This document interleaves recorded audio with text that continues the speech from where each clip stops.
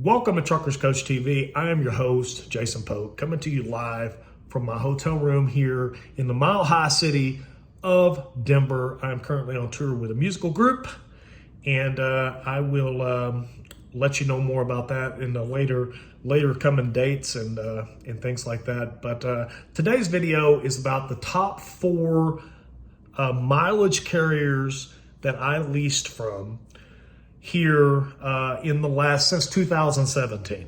Since 2017 up till 2023, these are the top 4 companies that I leased for on a mileage lease. Actually, it's the only 4 companies that I leased on with a mileage lease.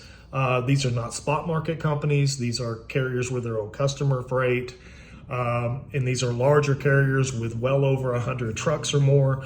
There are other carriers that I worked for on the spot market. We will maybe rate them in another video, but this video is for larger carriers, and so I wanted to let you guys know about that. And I'm rating them from worst to first, okay? Worst to first. And I want you to stick around and see who's in number 1 position there, and then we will let you go from there. But without further ado, I did do some job hopping in my career. I don't recommend you do that because you really don't get anywhere.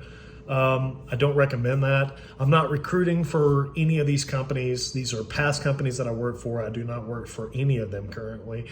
But I would in the future work for these companies in the future, but I do not work for them currently. My adventures with these companies are for your gain. Now, we're not going to talk about pay and things like that. This is per mileage carriers. You'll have to talk to them to get their updated pay and things like that. I'm basically going to tell you how you're going to be treated. I'm going to tell you what to expect and things like that. I'm going to break this down to you in a way that maybe you can understand a little better before you make a decision. Now, I recommend that you do your own research. Don't take my research as verbatim. Do your own research, get your own answers, talk to some of their current drivers. You know, I'm a former driver, and it's been 6 months since I've worked for any of these companies, at least 6 months. I'm currently an owner-operator on a team and own my own truck, own my own trailer, as a team and a business,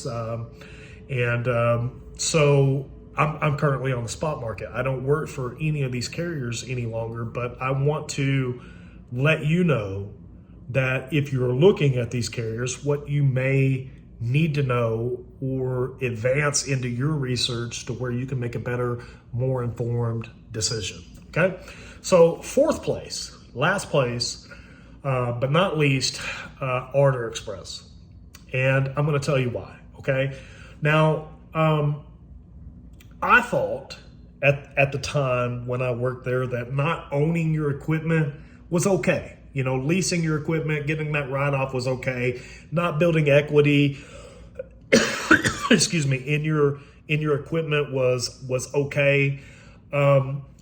I have since kind of changed my thought about that. This is the only carrier that I went with where you are not actually buying equity in that particular unit. These are Penske leased units at Artur.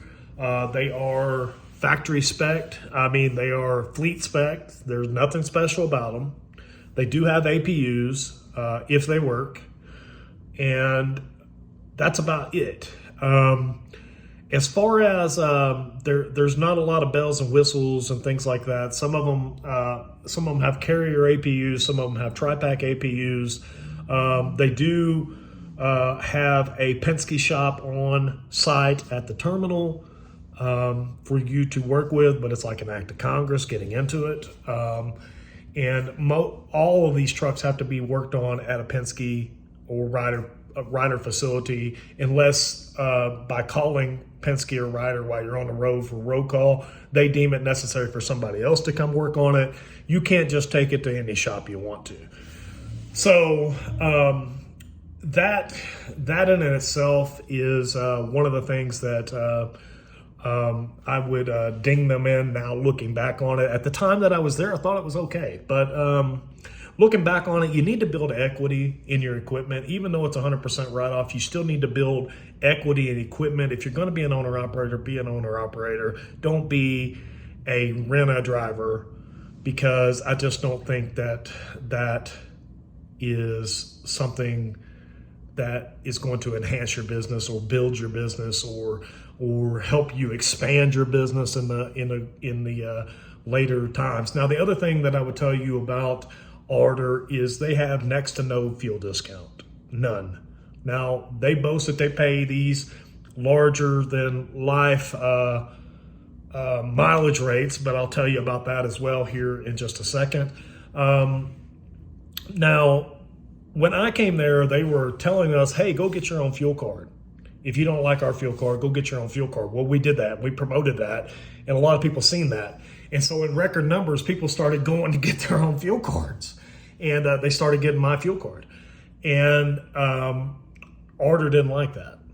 And so they come out with some aspects of, you have to file your own IFTA now. They're making it harder for you to use your own fuel card as people less and less started using theirs, because that's part of their profit margin is that discount. See, they don't give you but 1 or 2 cents, maybe up to 4 cents or 5 cents, but they're getting 60, 70 cents, or more, or 40 cents or whatever they're getting. So part of their profit margin built into that lease is keeping that fuel discounts and only giving you pennies of it.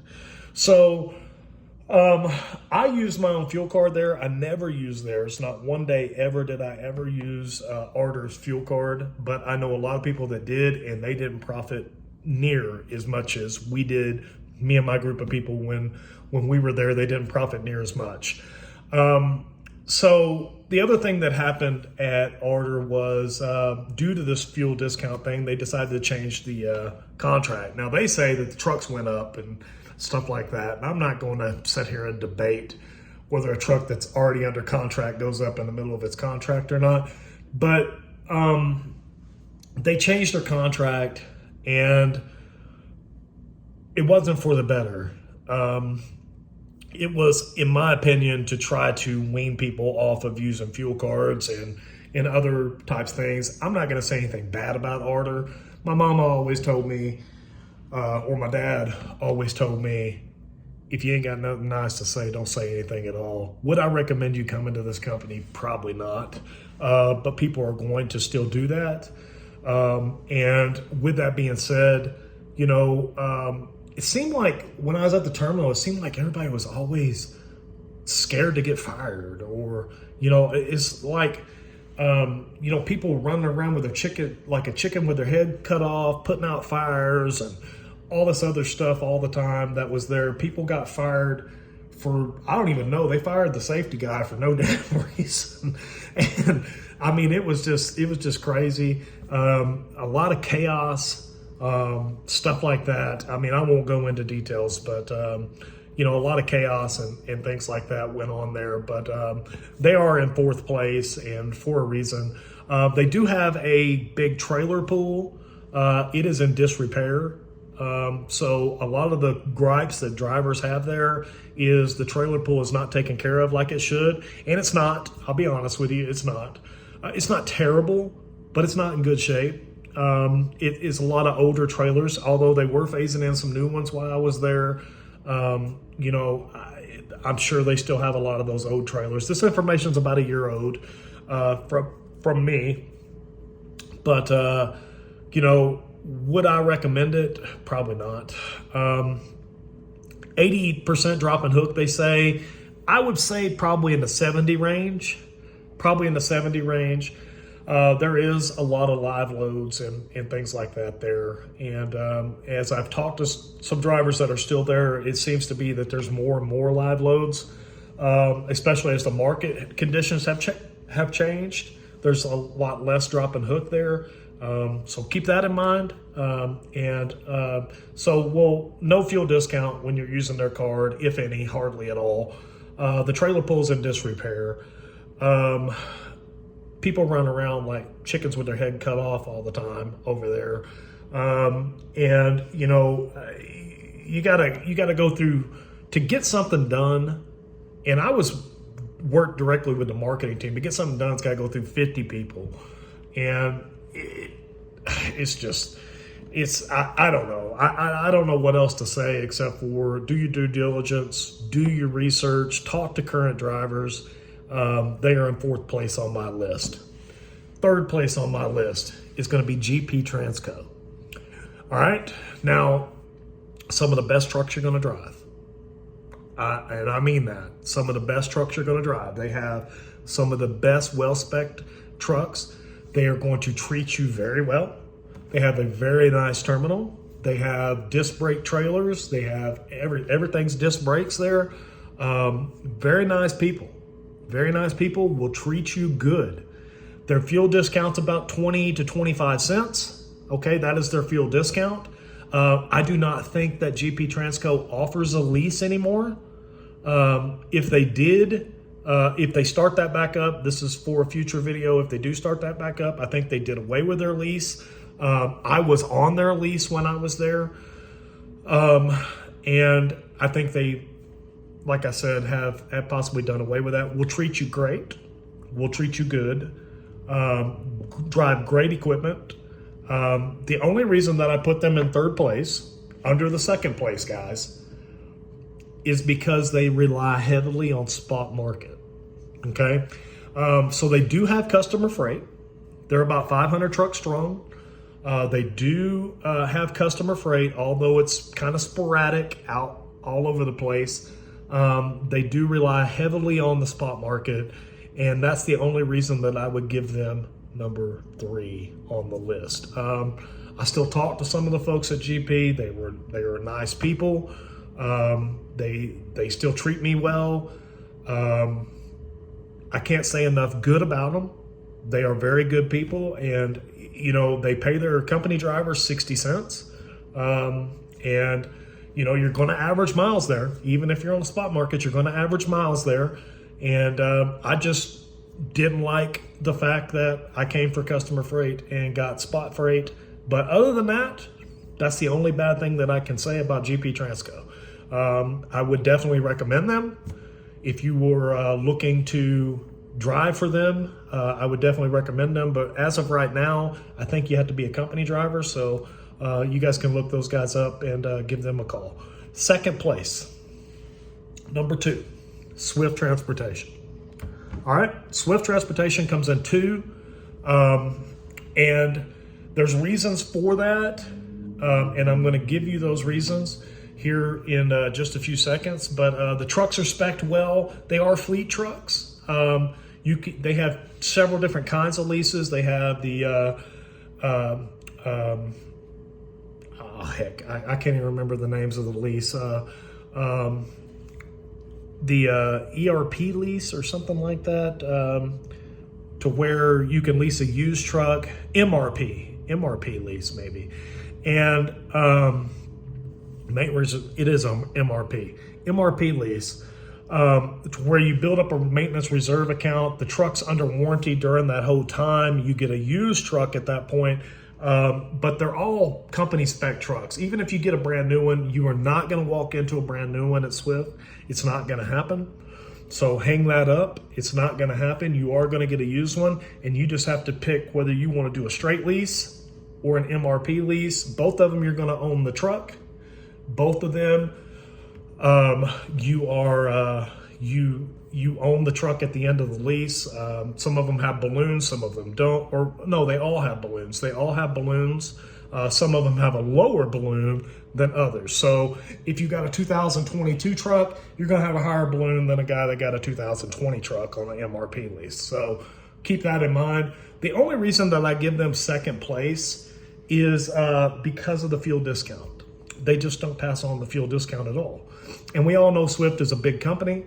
We all know Swift has deep pockets, and they have a shit pot ton of trucks.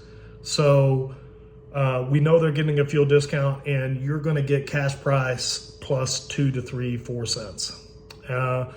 And they have a lot of drop and hook freight. The other reason I gave them a 2nd is the freight is really sporadic. It's kind of sporadic, and that may have been because freight was sporadic in the country when I was there. Now, I've had people say that you run sometimes when freight is good there, but when I was there, freight was very sporadic. So do your due diligence, but the fuel discount gave them second place. I could have easily possibly gave them up in the running in first place, but that fuel discount kind of hurt.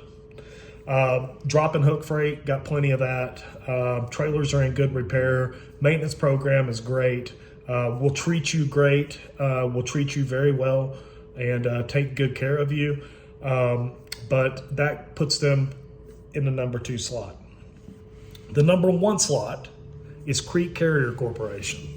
And I can't say enough good about them. They did everything they told me they were going to do.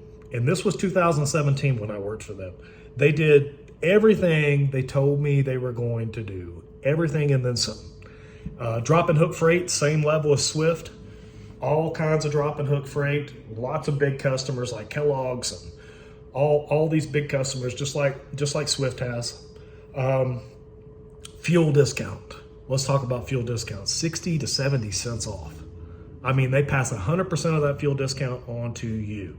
So that is big. And then when you're doing a truck through Crete, you go through a company called Capital Casualty. You're actually buying the truck, so it requires a down payment.